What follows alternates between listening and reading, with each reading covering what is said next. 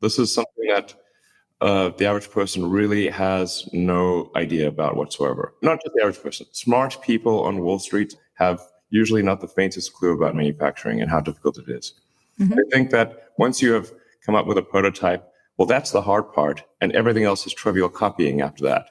Mm-hmm. It is not. That is perhaps 1% of the problem. Large-scale manufacturing, especially of a new technology, is somewhere between 1,000% and 10,000% harder than the prototype. I would really regard at this point prototypes as a trivial joke. Mm-hmm. The press coverage of this event was sad. Okay, tell me why. Most of the press takeaway was no battery. A sad reflection of their understanding, really. All right, so explain it for them then. I mean, I'll try. Okay. But I'm also not trying to convince people that much. The results will speak for themselves. We have produced the cells we're talking about. We've produced many of them. Mm-hmm. We have had cars driving with those cells since May. Okay. My premise is never to try to convince people why they should invest in Tesla. Sell your stock. Mm-hmm. I don't care. Mm-hmm. But why are we having this? What is this podcast? What I want to understand is what are you trying to achieve here? You've had lots of achievements over the years in different things. Batteries is always something you and I have talked about. Yeah, the world is transitioning to sustainability. The question is how long it will take to transition to sustainability. You know, there's really two constraints here: affordability and volume. So there are 2 billion cars and trucks in the world. There's a massive amount of say, power plants, and basically the two biggest industries in the world are energy and transport. So in order to transform energy and transport, you have to make an ungodly, gargantuan amount of battery cells. This is the limiting factor. The longer we take to transition to sustainable energy, the greater the risk that we take. So Tesla should really be measured by how many years we accelerate the advent of sustainable energy. It will happen with or without Tesla, but the fundamental good is by how many years do we accelerate it? And in order to accelerate it, we have to make the battery cells cost less so more people can afford them. And then we have to make, as I said, a truly almost unimaginably vast number of cells, because sustainable energy is primarily solar and wind. Mm-hmm. Wind does not always blow and the sun does not always shine. So therefore, we must store the energy in batteries. So where are we in that? From you're an average person and you want to make that transition from a car, a gas-powered car, to an electric car. It's a tough decision for most people still. Yeah, honestly, I do not see this really as a question of consumer demand, although I think from a personal investment standpoint, like basically, I do not think this is a wise time to invest in gasoline cars. So buying a new gasoline car, probably not a wise long-term financial decision at this point. Electric cars are the future. There's really no question about that at this point. How much do you think you've accelerated that idea? Because again, you've spoken of the existential crisis. The reason the last time we talked, you had gone through a really difficult period, an exhaustion period, when you were sort of working hard. And you said this was an existential crisis. I couldn't not work hard. I think Tesla at this point is not in mortal danger as it was, say, 3 years ago. Mm-hmm. And there was a period, technically Tesla has been in mortal danger for a long time, but I would say it is not in mortal danger right now. Why is that? The thing that Tesla has been able to achieve is to get to volume manufacturing and have sustainable, positive free cash flow. Mm-hmm. But from a car company standpoint, this is the real achievement of Tesla. There have been hundreds of car company startups over the years, hundreds. And yet the only companies that have not gone bankrupt are Ford and Tesla. Even GM and Chrysler went bankrupt in 2009. It is insanely difficult to reach volume production as a car company and not die. And the only way a new car company breaks in is by making a car that is so compelling that people are willing to pay extra for that car. So one of the things, and I know you don't like to look at the stock market, but the number is so vast. Investors are saying something about Tesla, which is about the future, and it's especially accelerated lately. How do you look at that? I think some critical mass of the market has concluded that Tesla will win, I guess. Mm-hmm. I mean, I've gone on record already as saying I think the stock price is a bit high. That was well before its current level. So, but if you also say, if you ask me, like, do I think Tesla will be worth more than this in 5 years? I think the answer is yes. Because you were out ahead. How do you judge the efforts by the other car companies? All of them have been publicly talking about moving in this direction. Yeah, no, this was part of what we were aiming to achieve, to get the other car companies to head in the direction of sustainable transport as quickly as possible. And so it's good to see that the other car companies are moving towards electrification. That's great. Do you feel that have been the one that has moved them there?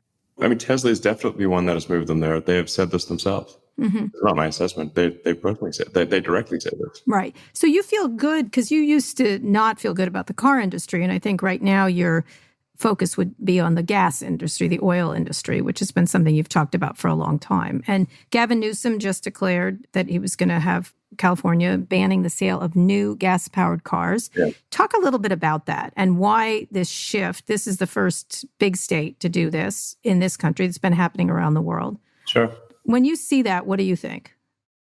No, I think these are all indications that the end of the fossil fuel vehicle is nigh. Like the end is not far. So I think it's quite, an optimistic message, really. I mean, it's sort of ironic that I think as long as we continue to be worried and concerned and work hard towards sustainability, then we will achieve sustainability. So as long as we do not actually become complacent and take it for granted, then everything will be fine. Right. So how worried are you right now? I mean, there's been, the wildfires in California. You locate your company there. Yeah, no, I'm definitely worried. So how worried? Talk about it. I look at these things as probabilities and, pay close attention to the Keeling curve, which shows the carbon ppm, which grows every year. And, we presented this, we showed this in our presentation, just how radically high the carbon levels are compared to the last several 100,000 years.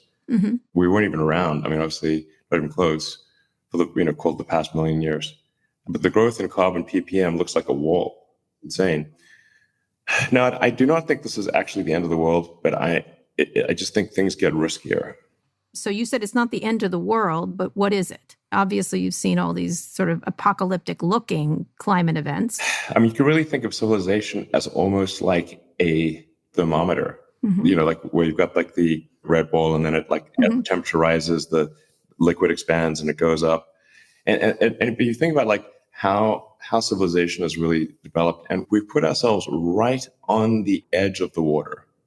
If that water level rises even a little bit, you've got major problems.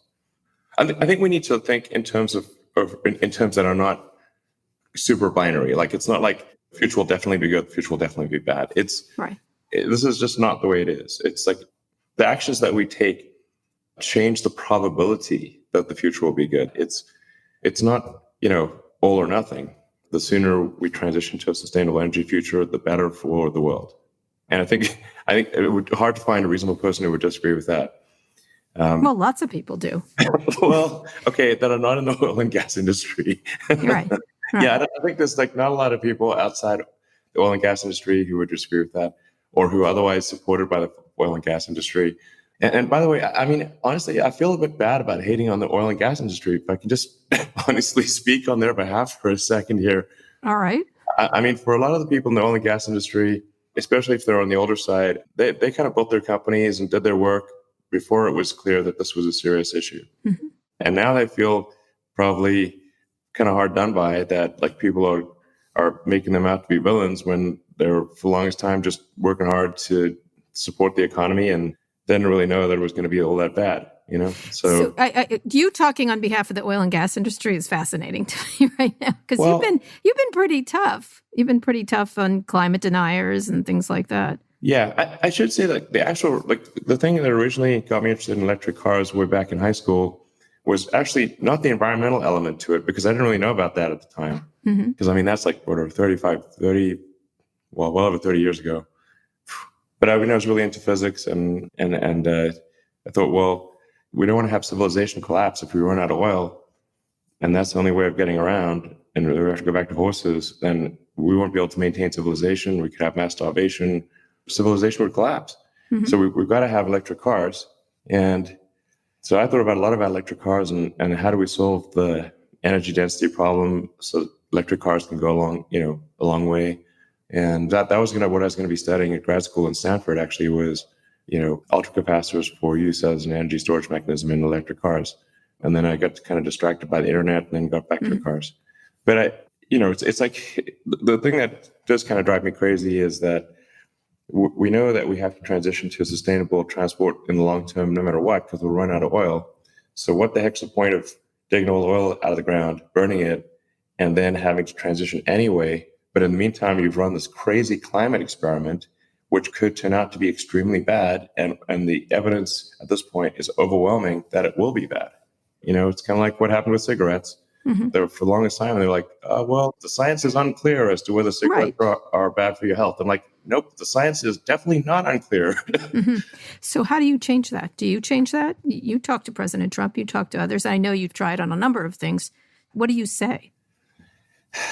I think this is, like I said, this is less a question. I don't exactly know what to do. I don't have a great answer, to be totally frank, because I have spoken to the president about sustainable energy many times, and actually there are times when he's been supportive, but then at the end of the day, he has got way more support from the oil and gas industry because it's way bigger. The electric car industry is small, but I am encouraged by the fact that the car companies are switching to electric, because for a long time it was not just the oil and gas industry we're fighting, but we're also fighting all the big auto companies as well.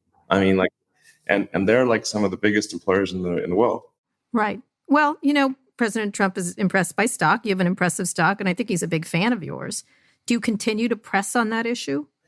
I think President Trump is for sure supportive on the space exploration side. And then, arguably he's been as supportive as he can be on the electric car front, recognizing that a massive portion of the Republican support is coming from oil and gas.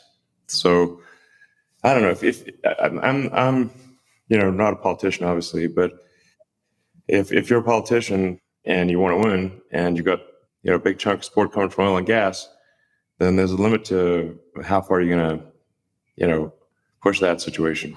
Do you like him? Are you voting for him? I'm to be totally frank, I'm not. I think let's just see how the debates go. That's going to be your thing, the debates? Well, I think that is probably the thing that will decide things for America. Why is that? I think people just want to see if Biden's got it together. Mm-hmm. And if he does? If he does, he probably wins. And how do you feel about that? How do you feel about right now partisan politics? I know you've been on both sides of this a lot of times. I know you were very upset about the immigration issue. I know the gay and lesbian issue was a big issue with you around the executive order. How do you square that circle when you have an administration that you agree with sometimes and then as other times is just appalling? Well, like I said, if you got a two-party system, then the problematic issues are going to kind of fall somewhat randomly into one party or the other. It's not clear to me that there's a cohesive set of reasoning why these things are on one party versus another. They seem semi-random. And, obviously I'm socially very liberal, and then economically right of center, maybe, or center. I don't know. Obviously not a communist. So I think we want to keep improving the system, but we want a system that is responsive to the people. And all capitalism really means is just doing things making products that people want. Okay. All right. Speaking of, with SpaceX right now, you've had a lot of wins and also fantastic outfits, by the way. Nice that you thanks. upgraded. We put a lot of effort into the outfits. We've got to, inspire the kids. Yeah. If you even get the kids to say, look at that, astronaut uniform, say, wow, I want to wear that one day, and I want to work hard, and I'm going to study engineering and try to figure it out. And it's you just got to look the part. You got to look the part. Yeah. All right. So besides the outfits, you've done this Defense Department contract. Talk a little bit about that, because you're the first one that's broken into this area. And this is an area I know you feel has been badly managed. Well, it has been a tough battle. We're literally fighting what Eisenhower called the military-industrial complex, So, it's not an easy battle fighting the military-industrial complex. And so it's really tough to break in. It might be the case that, for sure, SpaceX being able to win against the combined might of Boeing and Lockheed, which are the two biggest defense contractors in the country, that was an extremely tough battle. Well, talk about that. Talk about the specifics. How did you get in there? Because they are here, and despite the award, you're still suing the Air Force for granting United Launch Alliance money in the earlier round. So talk a little bit about the competition and how you got in there. Yeah, I mean, the initial lawsuit we filed was really just to be allowed to compete because what had happened, this is several years ago, was the Pentagon had awarded Boeing and Lockheed a sole source uncompeted contract for $11 billion to launch U.S. satellites. And they didn't even compete it. So it was a sole source, uncompeted. And we're like, this is crazy. You got to at least run a competition. The law says you should have to run a competition. And so as a function of that lawsuit, or partly as a function of that lawsuit, we were able to get the Air Force to run a competition. And then we were able to win some launches from that competition. And then we were able to win more launches in the subsequent competition. Yeah, so... But our challenges have mostly been, to be clear, with the procurement side of things, not with the Air Force operationally. Okay. So what do you think your impact's going to be in opening it up? Well, I think we're able to lower the cost of access to space. So we're certainly saving the taxpayer a lot of money. And we're advancing the technology of launch by having reusable rockets. Reusability is very important for improving access to space. It's really just kind of insane to have a rocket be expendable. You build this incredibly exquisite machine, and then it comes down and smashes in the ocean, and there's like debris at the bottom of the ocean. This is crazy. So talk about where we're going in rocket technology. One of the things I think you're saying is that having sort of 2 or 3 companies control this means no innovation. Yes. I mean, well, if you at least have 2 competitors, better than having none. A duopoly is better than a monopoly. An oligopoly is better than a duopoly.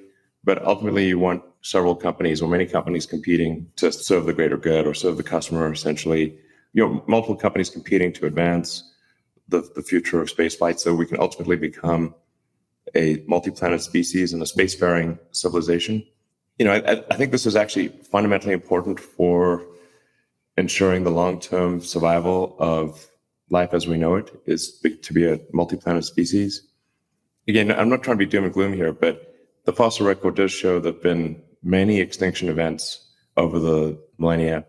And these are from, meteors, from supervolcanoes, from just natural climate variation, which does become very severe, but at a pace that would seem slow to us. And then eventually the sun's going to expand and engulf Earth and will be burned to I'm trying to be doom and gloom.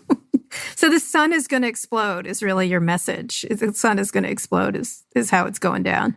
So we need to go to Mars. Technically expand and incinerate Earth. Okay. All right. I'll leave that. This is for sure going to happen, but not anytime soon. All right. So therefore we need competitions. Blue Origin was founded by Jeff Bezos. He wasn't awarded a contract. You beat him out this time. How do you feel about him doing that too? Sure. Well, I mean, I've had some, not recently, but several years ago, some dinners with Jeff Bezos. Just private dinners talking about space and stuff. And, he does care about it has a similar view that we need to be a spacefaring civilization and a multi-planet species. I have some minor disagreements with him in that I don't think we want to be living on a space station. I think we want to be living on a planet. But whatever, if you have advanced rockets, you can decide whether you want to live on a space station thing or live on Mars. So, I mean, right now we've got a long way to go because we can't even get back to the moon. So I think it's kind of sad that we were able to go to the moon in 1969, and here we are, 2020, can't even go back to the moon. So, we definitely want to make sure civilization is improving over time. And it's important to note, there's an arc to civilizations. They don't just always go up. Look at the ancient Egyptians, Sumerians, Babylonians, ancient Greece, and they all had a civilizational arc where they had incredible technology, and then they lost the ability to use it. So, and sometimes I look at the skylines of the city, and I'm like, skyline's not changing much. It's not a good sign. What should it change? What should it become? No, it's just where are we in the civilizational arc? So where are we from your point of view? Well, I'm a bit worried that we're slowing down our rate of improvement, and we're slowing down our change, and we're getting old. I'm a bit worried about that. And that's why I'm look at the skylines, and the skyline's not changing. Got this worry. You're getting too set in our ways. And then we got to watch birth rate. Like, if we don't keep up our birth rate, then we won't have people. And we better hope there's AI because there won't be people. So talk about, what do you think the most exciting to become a spacefaring people? What do you think the most important technology needs to happen to do that? The fundamental breakthrough that's needed is a fully and rapidly reusable rocket. I mean, if you had to buy a new car every time you drove somewhere and tow another car behind you just to get back, like if cars were single use, it would be absurdly expensive. Your trip might cost you $30,000 instead of $30, literally. So one cannot overstate the importance of full and rapid reusability. And I think we're making it happen here. The Starship that we're developing in South Texas and Southern California is the design, the physics all work out that this can be fully and rapidly reusable. So do you believe we'll get there? Do you believe you will be doing this journey that you've talked about for so long for yourself, for example? Yes. When? Do you have a time frame? I think we'll launch Starship sometime next year to orbit. This is with people in it, or? We would run it in automatic mode without people because it would be too risky to put people on it right away. But I think we may be able to put people on it as soon as 2 years from now, possibly. Will that be you? It might be me. I haven't really thought about it, but I think it would be safe for people probably in 2 years and definitely in 3 years. Okay. Speaking of putting people in space, I know this sounds strange, but Tom Cruise and Doug Liman, the director of the Bourne Identity, have seats reserved on SpaceX tourist mission. Why are you doing these tourist missions? And then secondly, there's rumors that you're going to shoot in space. I'd love to know more about that. Is that the case? I don't know. I actually don't know much about it. I mean, they've asked us, if this is possible to do, and I think we said yes, and talked, I think, some approximate costs and stuff. But I don't know if it does. I think it'd be cool if it happened. If you shot Tom Cruise into space, you think it would be cool? I think it would be pretty cool, yeah. He does do a lot of his own stunts, so I think people will be like, whoa, this could be pretty interesting. Can you bring him back? We've already brought astronauts back. Yeah, that's true. Okay, so if you don't shoot them too far, presumably. Let's talk about Neuralink. I want you to explain what it is in the dumbest possible way. And for me, someone like me, this is a chip that goes in your brain. Yeah, this is exactly. So it's kind of like, think of it like a Fitbit in your skull or an Apple Watch in your skull. So we take out a section of skull, we replace that with the chip and the inductive charger and Bluetooth antenna. And it's really almost quite literally like a Fitbit in your skull. How many people are going to do with this? Tiny wires that go into your brain. Right. When you think about putting it in people's brains, how do you think people are going to do that? I would do it. I would do it in a second. But convince someone who wouldn't do it. Well, I mean, I think, first of all, we would have to do this many times. And it would start off with patients that are in the worst position, like somebody's a tetraplegic or has severe seizures or something like that. Because especially in the beginning, it's non-zero risk. So we want the reward to be high. So it's the reward balanced against the risk makes sense. And then actually a very important thing that we're putting a lot of effort into is being able to remove the chip. So if you can remove the Neuralink, you can put it in, you can also remove the Neuralink, and you can also upgrade it. So you can put a new one in and do so without any damage or any noticeable damage. Because I think it's going to actually be important to be able to have the upgrade. I mean, you wouldn't want an iPhone 1 stuck in your head, It's like, listen, everyone's got the iPhone 11. iPhone 2 maybe, but not the iPhone 1. No. iPhone 1. I mean, it doesn't even have the App Store, Right. So many years ago when we met, you said AI would treat us like house cats, that they're too smart to hate us. And you said, we'll be like house cats. That's how they think of us. And then later, when I met with you at your office, you switched it to anthills, which was your analogy that when you see an anthill, you don't kick it over unless you're kind of a jerk. But when you're making a highway, you just roll over it. Can you give a metaphor of where we are with AI right now? I was just pointing out with the anthill analogy that AI does not need to hate us to destroy us, in the sense that if it decides that it needs to go in a particular direction and we're in the way, then it would, without no hard feelings, it would just roll over us. We would roll over an anthill that's in the way of a road. You don't hate ants, you're just building the road. It's a risk, not a prediction. So, yeah, I think that we really need to think of intelligence as really not being uniquely confined to humans, and that the potential for intelligence in computers is far greater than in biology, just far, far greater. I mean, there's quite a funny essay called I think it's called They're Made of Meat, which like some super advanced civilization coming across Earth, and they're obviously all computers, and they just can't believe we're made of meat. Can't believe it. Can't believe it. And it's like, well, how do they talk? It's like, well, they blow air through meat flaps, and they slowly move the meat flaps, and then have like a meat flute that makes different tones, and they flap the meat, and then that makes sounds, and they talk. The communication rate's very, very slow. Like, it's not terabits. It's like it's only maybe a few hundred bits per second. Right. Okay. We're talking at the speed of a tree. Okay. Meat flaps. All right. I want you to yap your meat flaps and explain to me what we need to do about this. Flap those meat. Flap the meat. Flap the meat. Sounds dirty. Can you just talk about flap the meat? Flap your meat and explain us why then we need the Neuralink. What are you doing here? Because you've talked about the idea of, very matrixy, putting it in the back of your brain. Explain for people what this would do. So we need to improve our meat or get out of the meat and put our brain somewhere else, right? Is that the get out of the meat and get in a robot? Yeah. So which of those things do we have to do? Get out of the meat. That'd be funny. Yes. So the Neuralink. So we are already we're already a cyborg in the sense that you have your computers and your phones and your apps on your phone and stuff and your social media or whatever. It's like you're already part electronic, if you think about it. And in fact, when somebody dies, they still have these days their electronic ghost is left around. Their Instagram, Twitter, whatever, Facebook, their emails, their website, it's all still there, even when their body died. So what are the constraints here? Even in a good scenario, a benign scenario where the AI is trying to be as nice to us as possible, it still needs to be able to communicate quickly. And our rate of communication is very slow, especially our output.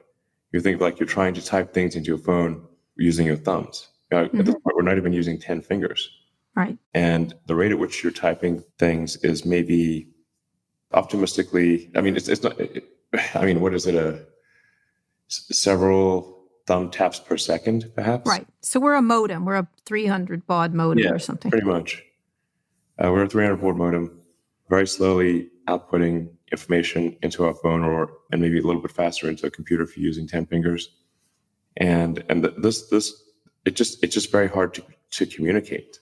AI will diverge from us just because it can't talk to us. It's like in that movie, Her or whatever. So, the computer just got bored. Right, exactly. It was talking to the guy and sort of like being the guy's, I guess, virtual girlfriend or something. But the guy just took so long to reply that the computer just decided to just go away. It just left in between. And it had been gone for eons in between each conversation. Eventually, it just got too bored and left.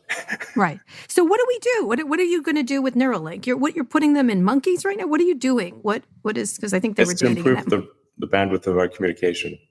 To improve the bandwidth of our communication so we can talk with AI and receive and transmit. Yes. Now, there's also a lot of other good things that will be achieved in that any brain-related disease, or if somebody has a severed spinal cord and can't walk, you could do with a brain chip, you can do a lot.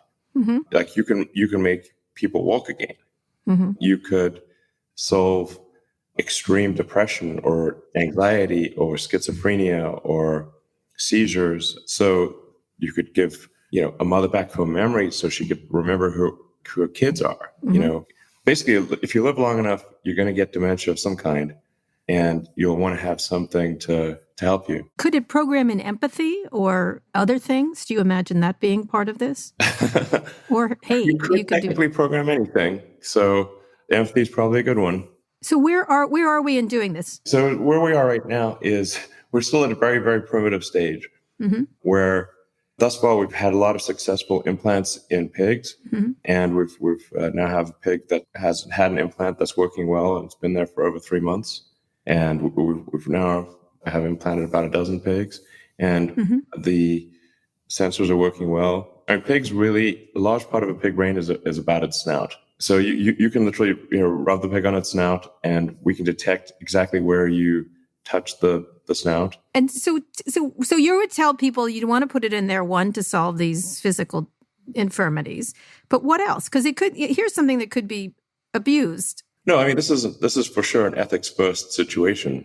The whole point of it, I admit, like I said, the initial value of Neuralink will be solving a whole bunch of brain injuries Mm-hmm. and spinal cord injuries and that kind of thing. So it's really hard to argue with the good of that. Right, sure. It's like, listen, somebody can walk again. Okay, that's definitely a good thing. Mm-hmm. And it'll be like that for many years before we get to the esoteric long-term sort of AI symbiosis thing. So it's not like this is going to suddenly pounce on people out of nowhere. You'll see it coming for years. Right. And getting FDA approval will require a lot of intense examination and making sure the good far outweighs the bad and that it's reversible. Like I said, you can remove it if you want. So people shouldn't be, there's definitely not something to be worried about or think that it's like suddenly going to come out of nowhere. Mm-hmm. It's not like internet software, where you could just write some internet software and that could be on 1 million servers, in 2 weeks. So you'll really see it coming. I want to emphasize that you'll see it coming from a mile off, and I'll be like, is it closer? I'm not sure. Are you funding this? Are you doing this? You're doing this on your own? Yeah. I created the company, and then specifically to address the AI symbiosis problem, which I think is an existential threat. I mean, the reason I'm doing these things, at least aspirationally, is to maximize the probability that the future is good. So essentially, what set of actions can be taken to maximize the probability that the future is good? Occasionally there's some frivolous stuff because, it's nice to have frivolous things too. But like your fire cannon shooter thing? Or whatever? Yeah, like throwing flamethrowers. Yeah. Which is like kind of wrong, but right, Flamethrowers are always right. but guaranteed to make any party more fun. Elon Musk has gotten into some trouble surrounding coronavirus. He tussled with local authorities when he insisted on keeping his factory open despite lockdown orders. On Twitter, of course, he called shelter-in-place orders, quote, de facto house arrest, and predicted, quote, close to 0 new cases in the U.S. by the end of April. At the end of April, with many new cases every day, he tweeted, quote, free America now, in all caps. On this issue, we do not agree. I mean, this is a hot button issue where rationality takes a back seat. So in the grand scheme of things, I think this is, what we have is something with a very low mortality rate and high contagion. And something that is of low risk to a young person is of high risk to an older person. Essentially, the right thing to do would be to not have done a lockdown for the whole country, but to have, I think, anyone who's at risk should be quarantined until the storm passes. All right, but this storm is coming again. You're talking a lot about saving humanity, but these are humans that die in the process. Everybody dies. I know that, Elon. I get that. The question is, what on balance serves the greater good?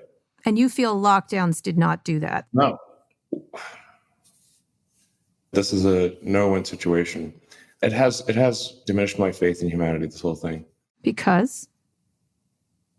The irrationality of people in general.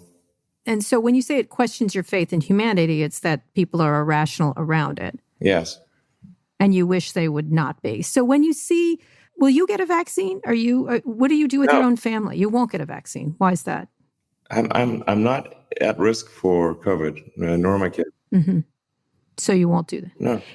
And what do you do now? Do you just go to work? Is that how you're conducting yourself and your family? Yeah. Yeah. This entire time, SpaceX has been at work through this entire thing. We didn't skip a day. We had national security clearance because we're doing national security work. We send astronauts to the space station and back. Tesla has been, apart from several weeks where we're shut down by the state and then an overzealous Alameda County, which is a travesty. But apart from that, we've been making cars this entire time, and it's been great. All right, let me ask you one more question. So you were arguing for the car maker's point of view. Let me take a point of view as someone who's worried about their family, if they have elderly people or stuff like that. How do you answer your employees? You say, I think you're putting me and my family at risk. What do you say to them then? Great, stay home. Stay home. That's it. Yeah. Do they get penalized for that, or just what can they do if they feel that they are at risk? I mean, if they have a legitimate reason to be at risk, then they should stay home. All right. So when they decide, when this is your policy, when these workers are worried, and do you feel that they have I want to just get back to that. Put yourselves in their shoes. Do you feel they have a good reason to be worried? And do you feel a duty to pay them and make sure they're okay, despite the fact that you don't agree with how they feel about COVID versus how you feel about Just COVID? move on. Just move on. That's what you want to do.